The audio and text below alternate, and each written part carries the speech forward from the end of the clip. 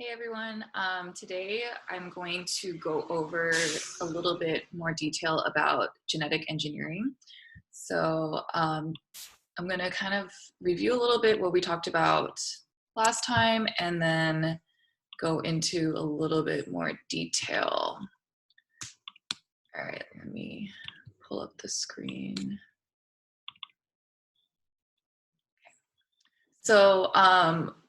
We went over the basics of genetic engineering using this diagram. As a recap, so starting with number one, bacteria contain plasmids, which are small extra pieces of DNA. Number two is showing a restriction digest. So in the picture, you've got the plasmid being cut open. That is called a restriction digest. You mix restriction enzymes and the plasmid together, and restriction enzymes will cut the DNA at specific sequences. Going on to number three, so the plasmid is cut open and now you can insert whatever gene that you want to, whatever protein you want to make. So step three is insertion. The target genes can be inserted into the plasmid to create now a recombinant plasmid. So recombinant plasmid is plasmid that contains the original DNA from the organism plus the new target gene. In step four, it's showing transformation, which is when bacteria take in recombinant plasmids from the environment. So you incubate bacteria cells with plasmids, and hopefully some of these plasmids will get into the bacteria cell. And then for step five is cloning. So the word cloning is just making copies of something. And in this case, we're talking about the bacteria. They are replicating, so they're cloning themselves. But while they're doing that, they're also replicating these plasmids, and so therefore they are cloning the gene that we want.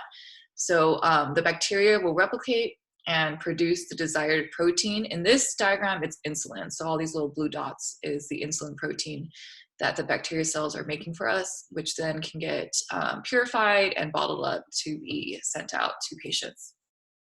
So today we're actually going to focus a little bit more on steps 3 and 4. So this idea of the plasmid getting into the bacteria cell. So what I'm going to go over is some key components on a plasmid. So we know that plasmids are a circular piece of DNA, and they are extra pieces of DNA. And bacteria cells can have many of these plasmids within their cell, and they can all be different. But the plasmids that we use in the lab, I'll just read it from the slide. The plasmid used in genetic engineering are customized to have certain key components. So scientists will actually customize the plasmids to have some key parts that are necessary. So on the diagram right here, I'll show you the 4 key components. First, you have a promoter. You have the ORI region, which stands for origin of replication. You have restriction sites that are indicated with these dotted lines. So there could be multiple restriction sites. And you also have, they are made to have antibiotic resistance genes. So what I would want you to do is, I want you to review what are the functions of each of these parts. So try to think of it on your own first. What do each of these parts of the plasmid, what do they do? Hopefully you remember some of these. Okay, but each of these components are going to be really important and necessary in an experiment. So let's go through each one.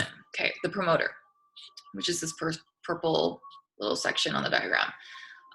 If you recall, why do we need a promoter? The promoter is where the RNA polymerase will bind so that transcription can begin. So if you look at this diagram, the promoter sequence on this diagram is in yellow right here.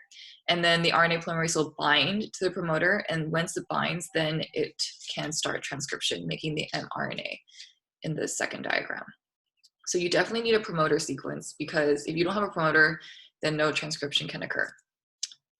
All right, now the ORI, which is the origin of replication. So the origin of replication, why do we need it? It is because, if you think about just breaking down this word, this is where replication can begin. So if we want to clone this plasmid, if we want to make more copies of this plasmid, there needs to be a little sequence where DNA replication can begin. So the ORI region, if you look at the diagram, The DNA polymerase in this case will bind to the ORI, and then DNA replication can occur. So it occurs in opposite directions. If you remember, you have the leading strand, and then you have the lagging strand, which is the one that's cut into pieces. And once this is completely replicated, you'll have 2 full plasmids, in theory, exactly the same. So you need to have this region so that plasmids can be replicated. The restriction sites. So restriction sites are where, why do we need them? It is where the restriction enzymes will bind and cut the plasmid. So in order to insert the gene that you want, you need to cut the plasmid open. So you need to have these restriction sites so that the enzymes can bind there and cut the plasmid so that you can insert the gene to make your recombinant DNA or recombinant plasmid. And lastly, you have antibiotic resistance genes. It could be one or it could be more than one. So why would a bacterial cell need these genes? So if you, once again, break down the word antibiotic resistance, these genes give bacteria cells resistance to antibiotics or medicines and medicines that will kill bacteria cell. So if you look at this diagram right here, if this is a bacterial cell, they have their single chromosome and then they have those extra plasmids. If this plasmid contains resistance genes to, let's say, antibiotic A, B, and C, these are resistance genes, then if this bacterial cell is exposed to antibiotic A, it won't get affected, it won't die. So this is really good for the bacteria because they can survive when in the presence of an antibiotic. And it's all about natural selection, survival. So these antibiotic resistance genes allow the bacterial cell to not be affected by an antibiotic. Now, why would we want to have this on our plasmid? So this, the statement on the top, write it down. It says antibiotic resistance genes in a plasmid act as a selectable marker. So this term selectable marker, this is key for why in genetic engineering they customize plasmids to have these antibiotic resistance genes. So if you look at this diagram from before, you have the plasmid that we're trying to get into the bacterial cell. This process is called transformation. Now, one key point is that not all bacteria in a culture will take in the recombinant plasmid. So if you incubate bacteria cells with a bunch of plasmids, not all of them are going to actually be transformed. So not all of these plasmids will get into the bacterial cell. Only about 1 out of 10,000 cells will actually take in the plasmid or be transformed. And this is assuming the bacterial cells are, we call competent, so they are chemically, they're treated chemically so that it's more likely for these cells to take in plasmids. So even when they're treated, it's still only 1 out of 10,000 cells. So this is a really rare occurrence, transformation. Therefore, we only want the bacteria cells that have been transformed. If you have a bunch, millions of bacteria cells, and only a couple of them have been transformed, we don't want to grow all the bacteria cells. We just want the ones that actually have the plasmid. So these cells that had been transformed, these will be the bacteria that have the antibiotic resistance because those plasmids have that antibiotic resistance. So the way we do this, going back to that term selectable marker, is if you have a recombinant plasmid, this blue is your target gene. So in this case, let's pretend it's for insulin. And you have this antibiotic resistance gene on the bottom. If you incubate these plasmids with bacteria cells, so imagine in this test tube, they're incubating together. Some of these bacteria cells will get transformed, but not all of them. So what we would do is you take these samples and you plate them. So this is an agar plate. I've shown you this in class before. It's basically just, it's kind of like Jell-O. But in this case, these plates also have antibiotics on it. So when you put the bacteria on this antibiotic plate, in theory, if a bacteria does not have a plasmid, they're not going to be resistant to the antibiotics, so they're going to die. So none of the bacteria that don't have plasmids in it are going to survive. They're not going to grow. All the bacteria that do take in the plasmids, so the ones that are transformed, they will make a colony. So these little dots right here, these are called colonies. And a colony is formed by one bacteria cell.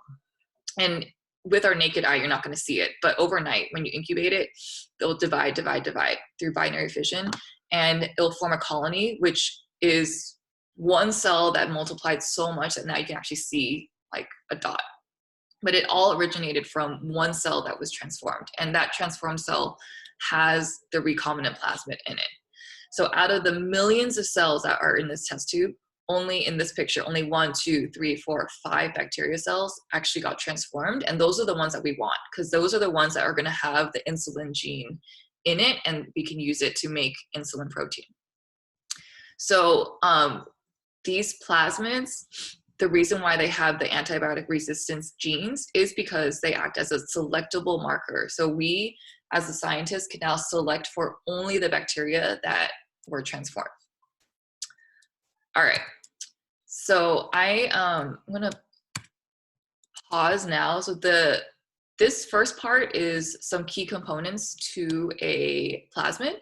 And then the part 2 is gonna be how this all applies to the Amgen lab that we hopefully will do when we go back to school.